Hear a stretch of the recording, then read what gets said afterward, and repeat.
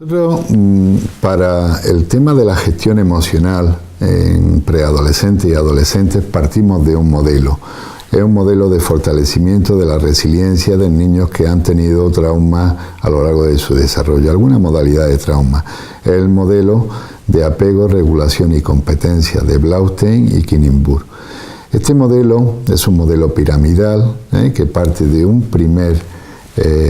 primera línea de actuación que tiene que ver con la línea del apego, y esta exclusivamente va dirigida a lo que son padres y familias que tienen a cargo menores en acogimiento, adopción, que prioritariamente se dirige a generar competencia en los propios padres y familias para que ellos aprendan su autorregulación emocional y puedan ayudarlos a los menores al proceso de autorregulación. En esta primera línea encontramos una serie de segmentos o de módulos importantes de trabajar, como serían los cuidados del cuidador, aprendo a cuidarme yo, para enseñarle a cuidarse a él. No hay que olvidar nunca que la salud emocional de un niño y de un adolescente depende en gran medida de la salud emocional de sus cuidadores. Luego hay una segunda línea de actuación dentro de este segmento de la línea del apego, que tendría que ver mucho con la sintonización, la capacidad que tienen los padres y la familia para sintonizar y empatizar con el niño ante sus situaciones emocionales. Hay una línea importantísima que es fundamental para estabilizar emocionalmente a un joven y enseñarle autocontrol, que tendría que ver con la disciplina asertiva, con nuestro principio siempre esencial: sea amable pero firme. Es decir, tienes que organizar un entorno educativo con los menores que le hagan su vida predecible, y esto le va a permitir al niño ganar en autocontrol, porque va a tener las situaciones previstas y predefinidas. Y luego, algo que resulta fundamental en esta línea del apego es la creación de rutinas y rituales. No debemos de olvidar que estos menores, todo lo que son situaciones de cambio, las transacciones o situaciones de novedad, lo hace sentir con poca percepción de control de situaciones, con lo cual las rutinas y rituales son recursos que tenemos que tener muy claros desde la mirada de los padres, tener el ambiente muy estructurado, muy predecible, o incluso anticiparle cambios y novedades que se va a encontrar y cómo afrontarlas. Partiendo de aquí, de esta línea de trabajo con los padres, que la realizamos desde este modelo con mucha monitorización. Esta es una palabra que es determinante si queremos ayudar a los niños a la autorregulación emocional, que tiene que ser monitorizar, registrar muchos componentes.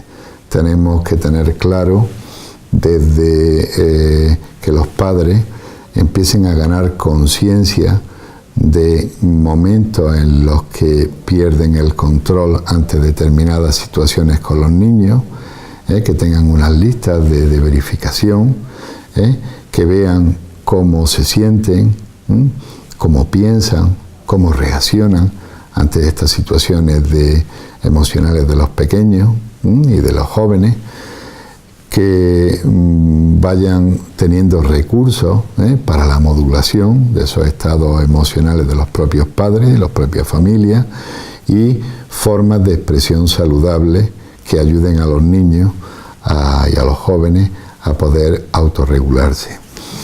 Nuestro objetivo prioritario con preadolescentes y adolescentes es que ganen autocontrol emocional. Y ahí tenemos que trabajar en tres campos fundamentales. Uno, que sería incrementar la capacidad para tomar conciencia de los estados emocionales del propio joven. Esta sería la primera línea de trabajo, o sea, que haya una identificación emocional. Otro gran bloque de trabajo que tendría que ver con la modulación emocional, cómo modulo yo mis propias emociones y para eso tenemos que ayudarlo y ahora veremos cómo. Y la tercera línea de trabajo que sería la expresión emocional. Cómo expreso y bajo qué circunstancias es adecuada la expresión de este tipo de emociones. Hay una serie de pautas o de recomendaciones generales en lo que sería la educación emocional de preadolescente y adolescente. No hay que olvidar que la preadolescencia y sobre todo la adolescencia, en todo su estadio, en la adolescencia inicial, la media, que es generalmente la más conflictiva en las relaciones padre-hijo, y la tardía, tenemos que favorecer que en el joven se favorezca y se facilite dos grandes logros. Uno, que pueda conseguir una buena identidad personal, y por otro lado, que el chaval pueda ganar en autonomía y control de su entorno, es decir, en independencia. Poco a poco hay que ir. Claro, tanto la construcción de la propia identidad del adolescente como la necesidad del adolescente cada vez mayor de ser dueño de su propia vida, ganar autonomía y ganar independencia, esto no lo puede plantear niños que tienen déficit en competencias emocionales de una manera brusca, a base de mucha frustración. La frustración, ya sabemos, que rompe, es un deseo no cumplido y suele romper la conexión entre las zonas del cerebro encargadas de la reflexividad, sobre todo el lóbulo frontal izquierdo, y los sistemas más límbicos, y pone al niño, ante estas situaciones de frustración, en una tesitura en el que moviliza respuestas defensivas, de ataque o lucha. Y este es uno de los recursos que más vamos a tener que trabajar en los menores, cómo gestionar su propia frustración.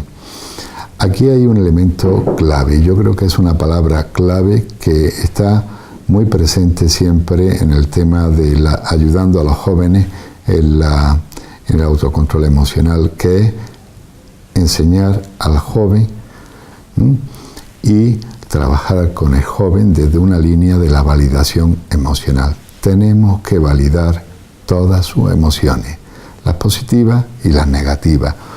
No me gusta utilizar la palabra positiva o negativa porque todas las emociones son adaptativas, tienen una función, cumplen una función y por consiguiente hay que validarlas. Prefiero hablar de emociones agradables o desagradables, tales como la ira o la tristeza o la ansiedad, incluso la culpa, la vergüenza. Nuestro objetivo prioritario es enseñar al joven a validar su propio estado emocional. Ya sabemos, y esto es importante, que validando emocionalmente a un joven, legitimándole, permitiéndole que pueda expresar sus estados emocionales, sin que nosotros demos una respuesta inmediata a este estado, lo que estamos es favoreciendo también el desarrollo de su autoestima. ¿Por qué? Porque en definitiva la autoestima tiene una clave, que no es ni más ni menos que conseguir la autoaceptación sí o sí de sus fortalezas y de sus debilidades. Esta es la clave de una buena autoestima, que muchas veces los niños los pierden por sus propios desbordamientos emocionales, las críticas, los reproches y la invalidación que desde la familia y los padres provocamos en ellos. Me gustaría dar algunas pautas generales de cómo trabajar todo esto. Lo primero son los modelos, los padres como modelos. Aquí hemos partido esta charla de un principio. Si me calmo yo, estoy poniendo las condiciones para que pueda calmarse él. Si me cuido yo, si me gestiono yo bien emocionalmente, le estaré poniendo las condiciones, si pongo y enseño recursos para que se pueda gestionar él. Los modelos como padres, en la etapa adolescente, prioritariamente tenemos que enfatizar dos grandes habilidades. Las habilidades de autocontrol emocional, que estas se pueden enseñar de mil formas. Pues desde cuando yo he tenido una mala experiencia, se me ha roto el ordenador, se me ha caído una tarea que tenía entre manos, el niño y el joven va a ver cómo sus modelos de actuación, sus modelos de referencia actúan ante eso. Yo puedo hacer autoverbalizaciones de me encuentro frustrado, me encuentro cabreado, me encuentro enojado porque esta situación se me ha desbordado y me ha frustrado, pero voy a intentar solucionarlo de esta forma y es una solución de problema. Se puede actuar como modelo tratando de utilizar recursos para calmarme, como retirarme de la situación, como no entrar directamente al ataque hasta que no me encuentre más estabilizado y pueda plantear la situación de una forma más racional. En fin, es la importancia como modelo. Muchas veces nos esforzamos en cambiarlo a él sin ni siquiera servir nosotros de modelo de cambio. En estas líneas generales de educación emocional en familia hay un tema que resulta muy importante y es cómo trabajamos con los menores o con los jóvenes cuando se están presentando situaciones de cotidianidad. Nos dedicamos a acosarlo, le decimos exactamente lo que tiene que hacer y estamos insistiéndole en que debería haber hecho, que tendría que haber cumplido, etcétera, etcétera. O por contra, y este es un recurso que deben trabajar mucho los padres, utilicemos los recordatorios. Los recordatorios no son ni más ni menos que recursos de inducción conductual que lo que van diciéndole y anticipándole al joven es qué tiene que hacer, cuándo y cómo. Esto le va a ayudar al chaval a que pueda predecir y prevenir muchos desbordamientos emocionales, que ahora veremos cómo afrontarlos, y le va a dar señales permanentes de cuándo hacer algo, cómo hacerlo, qué se espera de él, en definitiva. Esta sería una primera estrategia, que serían técnicas inductivas, hacer una proliferación de técnicas inductivas. Luego, también es importante tener muy claro las habilidades interrogativas que utilizamos con los jóvenes, porque él las va a aprender. No es lo mismo que yo formule preguntas de tipo causal, ¿por qué ha ocurrido esto?, que de tipo interrogativo, con opciones múltiples, ¿por qué esto y por qué lo otro y por qué lo otro y por qué lo otro?, que utilice recursos de oye, ¿quién ha hecho esto? ¿Este o este? Que plantee sobre todo preguntas de tipo abierto. ¿Cómo te sientes? ¿Cómo crees tú que podríamos haber solucionado esto? ¿Cómo estamos dándole la oportunidad de que él pueda expresar y nosotros aquí utilicemos una de los recursos prioritarios que hay que utilizar en educación emocional, que es la paráfrasis. La paráfrasis no es ni más ni menos que un mensaje comentado, parafrasear, que esto tiene mucho que ver, cuando hemos explicado en otras ocasiones a lo largo de este curso, la técnica de conecta y redirige, tratar de ponerme en su piel, empatizar con él, verbalizar yo cómo cree que se siente él y cuál es la causa y qué puede estar sintiendo ante esa situación. La parafrasía o el parafraseo es una técnica de escucha activa importantísima para dar oportunidades a los jóvenes de que puedan aprender a identificar, a concienciarse de sus estados emocionales, que es uno de los principales objetivos que nos tenemos que plantear. Por otro lado, lógicamente, dentro de lo que serían las reglas generales de la educación emocional, hay que ser muy paciente y muy flexible, y además muy perseverante. Un problema que tenemos muchas veces en la educación emocional con los nenes es que utilizamos unas cuantas veces los recursos que vamos aprendiendo, pero no vamos sistematizando ni vamos introduciendo de una manera persistente a lo largo del tiempo estas pautas. Y luego, por supuesto, la adaptación al desarrollo. Es decir, hay que tener claro que cada niño dentro de los entornos familiares tiene su particular manual de adiestramiento, por decirlo de alguna forma. No es lo mismo trabajar con un niño más pequeño que con un niño preadolescente, con lo cual tenemos que adaptarnos a las circunstancias, a la historia y a las posibilidades de cada menor. Si tuviéramos que hablar de cómo sería un programa estándar, un programa tipo, para enseñar a los adolescentes autocontrol emocional, que ya hemos dicho que hay que ir intentando cumplir 3 objetivos prioritarios: identificación emocional, modulación y expresión emocional. Lo primero que tenemos, el primer objetivo que tendríamos que plantear sería el que el niño fuera adquiriendo conciencia y nominando los estados emocionales, poniendo nombre a la emoción. Aquí es determinante que trabajemos mucho, como ya decíamos antes, con preguntas abiertas, es decir, ¿cómo te sientes? Que fuera incrementando poco a poco su vocabulario emocional.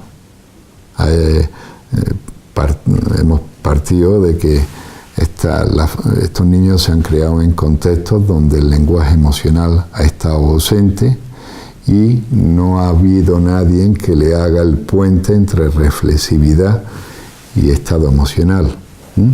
Por consiguiente, que vayan identificando estados emocionales. Si son más grandes, pueden ir entendiendo que cada emoción tiene una palabra, y si son más pequeñitos, pues tendremos que apoyarnos en pictogramas, en imágenes.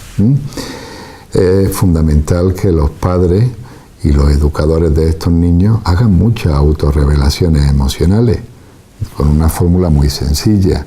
Esta mañana me encontré con tal persona, de pronto me sentí frustrado y enojado, pensé por un instante tal cosa, pero respiré profundamente y me dije, no tiene sentido entrar ahora a un contraataque con esta persona, sino voy a esperarme unos cuantos días y le responderé al problema que nos traíamos entre manos. Esto es muy importante, la autorrevelación emocional de los propios padres, porque le están sirviendo como modelo de que cualquier estadio emocional lleva asociado una causa, un desencadenante, una sensación física. No lo olvidemos, las emociones no son ni más ni menos que los mensajeros del cuerpo. El cuerpo lleva la cuenta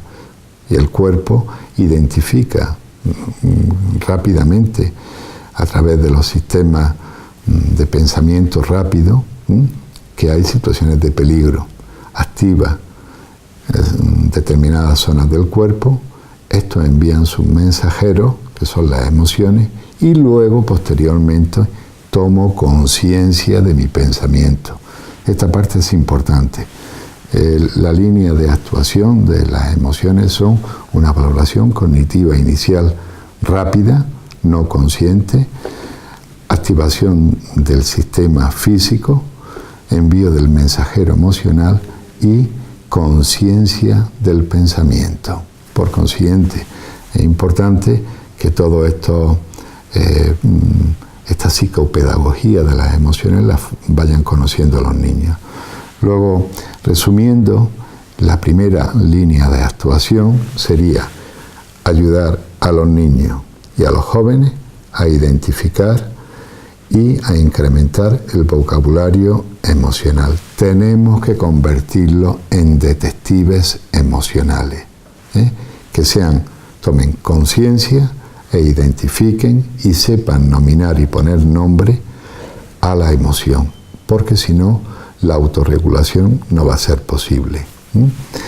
Es muy importante incluso que los padres, cuando están haciendo autorrevelaciones emocionales, nominen a las emociones. El simple hecho de identificar una emoción y nominarla es una de las formas de gestión emocional que más eficacia tiene para su buena gestión. Otra cosita que tenemos que hacer, y esto es determinante en niños que vienen del maltrato, es la identificación de desencadenantes o de precipitantes de esos estados emocionales. No olvidemos, ya que estábamos antes hablando del puente que significaba la inteligencia emocional, ese puente que se establecía entre emoción y razón, que también hay un puente en niños con maltrato que le llamamos el puente de los afectos y de los sentimientos. Este puente de afectos y sentimientos no es ni más ni menos que en el momento actual yo puedo estar reviviendo a partir de un simple olor, una imagen, una frase, una expresión gestual de alguien. Se me pueden estar activando memorias emocionales y corporales de mi pasado, del cual no soy consciente, y revivirlo en el momento actual como si estuvieran ocurriendo aquí y ahora. Y esto es un fenómeno bastante frecuente en niños con trauma en el desarrollo. El vivir en el momento actual experiencias que no corresponden al momento presente y que son provocadas o activadas por determinadas claves o señales del entorno que me reviven memorias emocionales y corporales de mi pasado. De ahí la importancia de este segundo factor, que sería el enseñar al joven a identificar los desencadenantes. ¿Cómo lo hacemos? Vuelvo a insistir en que el recurso que mejor no es más útil es monitorizar nuestro comportamiento. ¿Cómo lo podemos llevar a cabo? Y esto tenemos algunas escalas que se os pueden ir pasando, ¿no? Tenemos unos registros en el que elegimos una serie de conductas que pueden tener que ver con el enojo o conductas que tienen que ver con situaciones de frustración o que me elicitan o me provocan tristeza o nerviosismo, o una vergüenza o culpa, y vamos a través de listas de verificación intentando identificar ante qué situaciones es probable que se me despierten a mí este tipo de emociones que cuando se le pregunta a los niños te dicen, es que no sé ni lo que siento ni el por qué lo siento. Y esto es un tema delicado al cual hay que darle al crío un apoyo. Tiene que ver mucho con la identificación de desencadenantes. Nosotros utilizamos, imaginemos que si tuviéramos que hacer un abordaje emocional de uno de los temas más típicos con los que se enfrentan los padres a diario, imaginemos por un instante que la famosa hora de los estudios, esa es la que llegan las 5 de la tarde y le damos al niño la consigna de Carlito, tenemos que estudiar. Primer error. Lo utilizamos en plural majestático, tenemos que estudiar, en lugar de ir traspasándole poco a poco la responsabilidad. Tienes que realizar tus tareas escolares, pero trasladándole las responsabilidades a él. Pero fuera de este traslado de responsabilidad, lo importante es que si observamos situaciones en las que sistemáticamente se están produciendo problemas, lo primero que tenemos que hacer es utilizamos un esquema que le llamamos el rastreador de problemas, en el que es un pequeño esquema que yo intentaré meter en los recursos, con 5 o 6 preguntas muy básicas. ¿Qué ha sucedido? ¿Cómo te has sentido? ¿Por qué crees que te has sentido así? ¿Qué crees que es lo malo y lo bueno de esta situación? ¿Cómo ha sido tu conducta? ¿Y cómo podría ser tu conducta en un futuro? Este rastreador de problemas, en tanto que los mete en una línea de reflexividad, los solemos utilizar en aquellas situaciones en las que desencadenan sistemáticamente, sobre todo situaciones de contratiempos emocionales, de tsunamis emocionales, para que antes de ponernos con él a buscar soluciones a estos tipos de situaciones, ya haya tenido la capacidad de poder reflexionar sobre esa situación. Un tercer componente en esta línea de cómo afrontar tsunamis emocionales o cómo afrontar y poder que nos sirvan estas situaciones, problemas como oportunidades de aprendizaje emocional, tendría que ver con buscar e identificar, y esto la familia tiene que hacer también autorrevelaciones, los propios padres, de cómo yo consigo serenarme o cómo consigo estabilizarme cuando me quedo secuestrado emocionalmente.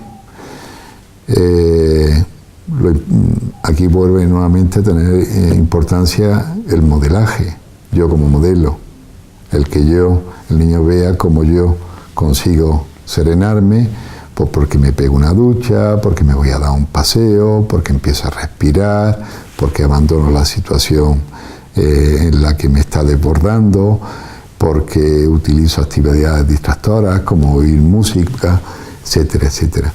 Entonces tenemos que ir proponiéndole, a base de observar mucho al niño, aquellas actividades que resultan placenteras y aquellas actividades que vemos que el crío se relaja. Ir proponiéndoselas. Oye, ya sabes tú, Carlitos, que cuando estás muy enojado, cuando estás muy nervioso, cuando estás muy sobreactivado, te viene bien pegarte una duchita, oír un rato de música, bailar, salir a jugar al fútbol, respirar, o sea, ir dándole al crío recursos para que cuando él vea que está con una sobrecarga, con un tsunami emocional, pueda hacer frente con sus propios recursos poco a poco. Ya siempre digo, paciencia y persistencia en el uso de los recursos, y llegarán a que en algún momento, de manera más automática, él ya mismo vaya utilizando los propios recursos que va viendo que le son de utilidad. Es muy importante, como un cuarto elemento para el afrontamiento de situaciones emocionales y que vaya el niño aprendiendo autocontrol emocional, lo que nosotros llamamos presencia y comprensión. Es decir, antes lo decía, utilizar las situaciones, problemas, como situaciones y oportunidades para enseñar. Cuando vemos a un crío en el que vamos siguiendo nuestro método de enséñale a identificar y a ser consciente de sus emociones, de sus sensaciones corporales y de sus pensamientos e incluso y de las conductas asociadas, enséñale a identificar los antecedentes, los predisponentes, los que lo disparan, enséñale al crío a rastrear esos problemas en una línea más de reflexividad, con un guioncito, siempre estándar. Enséñale al crío a que tenga actividades de reducción de estrés y de gestión emocional. Es importante también el que vayamos utilizando y voy a insistir mucho que tiene que ver con el método con redirige, la escucha activa, que lo parafraseemos. Creo que en este momento tú te debes estar sintiendo de esta forma porque ha ocurrido esto y esto te ha llevado a que te comportes de esta forma, con lo cual estaremos contribuyendo a que el niño pueda ir, mediante la escucha activa que nosotros hacemos, identificando, nominando, regulando y gestionando sus propias emociones. Y ya por último, es importante buscar ayuda, siempre buscar ayuda. No me estoy refiriendo exclusivamente a la ayuda profesional. No tenemos que pensar que siempre somos nosotros los que vamos a poder ayudar al crío a gestionar su propio estado emocional. Puede ser otro maestro, puede ser un amigo, puede ser un profesional, pero lo importante es buscar ayuda cuando vemos que con nuestros procedimientos habituales no conseguimos que el niño pueda tener un autocontrol emocional.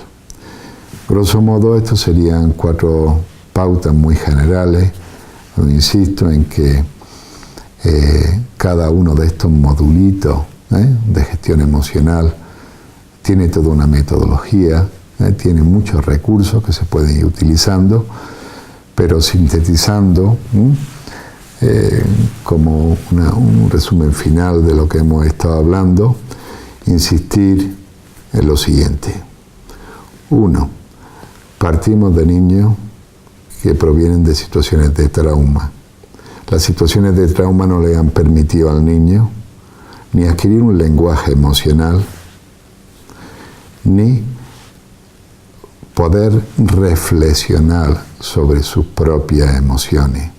Son niños que no han tenido la oportunidad de tener conciencia emocional, ni saber identificar y nominar sus propias emociones, y sobre todo no encontrar esa conexión que muchas veces los padres desde la cuna le vamos otorgando, que puedan identificar emociones con causa. Nuestro objetivo prioritario en la educación emocional para que los niños y los preadolescentes y adolescentes ganen autocontrol emocional es darle las oportunidades de que puedan identificar los estados emocionales, puedan modularlos y puedan expresarlos. Para eso nos apoyamos en los recursos de inteligencia emocional. Los recursos de inteligencia emocional, ya sabemos que hay una inteligencia emocional intrapersonal e interpersonal. Se adquieren en cualquier momento del desarrollo. La adolescencia y la preadolescencia es una etapa crucial y es una etapa fundamental para ayudar al niño a construir la identidad emocional y que el niño pueda aprender uno de los grandes hitos que tiene que adquirir en esta etapa, que es la autonomía, el autocontrol y la toma de decisiones libre e independiente. Hemos enfatizado mucho la importancia de, si me calmo yo, estoy poniendo las condiciones para que se calme él. Hemos enfatizado la importancia de los modelos, de la gestión de las emociones de los propios cuidadores, padres o educadores, los cuidados del cuidador, como prerequisito para ayudarle a que se calme él y se gestione él.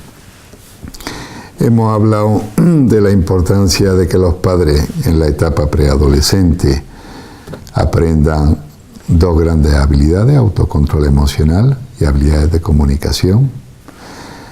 Hemos hablado de que un recurso importantísimo para ayudar a los niños al autocontrol emocional sería no tanto acosar, y sí más inducir, es decir, proponer al niño cuándo, cómo y qué se espera que haga. Hemos hablado de la importancia de las paráfrasis, poner en mi boca su mensaje, es un mensaje convertido, el parafraseo. Yo en este momento creo que te tienes que estar sintiendo de esta determinada forma porque te sientes frustrado por tal, tal y tal, y esto lleva a que tú te hayas comportado. Creo que en un futuro este problema lo podríamos resolver de tal forma. Esa es ese tema del parafraseo. Mucha flexibilidad, mucha perseverancia en los recursos que utilizamos. Un papel importantísimo de la autoaceptación, el enseñar al niño a que se diga sí o sí a sus fortalezas y a sus debilidades. En la inteligencia emocional, uno de los factores prioritarios es que nosotros sepamos capaces de identificar y que el niño tome conciencia de sus propias fortalezas. No se trata de que afronte situaciones desde un modelo de déficit, desde un modelo del problema, sino saber qué fortalezas tengo yo que me permiten salir airoso de esta situación problema. Es un cambio de perspectiva fundamental. Convertirlo en detective de las emociones, sabiendo que están en una etapa de desarrollo en el que van a estar en un laboratorio emocional. Tienen que probar ideas y conducta como una forma de ganar identidad y como una forma de ganar autonomía y confianza en sus propios criterios, que es lo que lo va a poder meter de una manera más segura y tranquila en el siguiente estadio evolutivo, que es la juventud. Y grosso modo, estas serían unas cuantas pinceladas que yo considero que son fundamentales tener muy claras por parte de padres y familia. Y como siempre, habíamos empezado diciendo que el lema de esta charla era si cambio yo, cambia él, y la vamos a finalizar, como siempre, sin afecto, todo se detiene.